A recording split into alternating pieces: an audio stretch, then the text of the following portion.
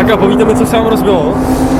Právě nám opakovaně spadl řemen a snažíme se to tady už asi tak 3 hodiny řešit, protože tady nemáme samozřejmě náhradní, že jo? Jasný. To je věc, která se nekazí. Takže Tak Silonka to řeší vždycky, že jo? První kvalifikační Bohužel to nemáme. budeme pokračovat ve druhých. Já poprosím všechny závodníky. A co, spravíte to, dáte to?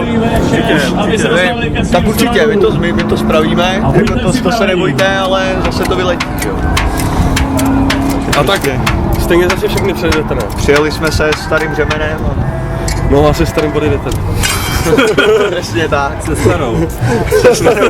Ale tak hlavně, že to bude fungovat. Tak zemene ještě prkotina, že jo? Pojď, zaber.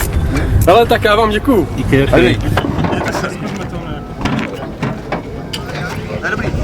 budu si na druhou, pojď na druhou.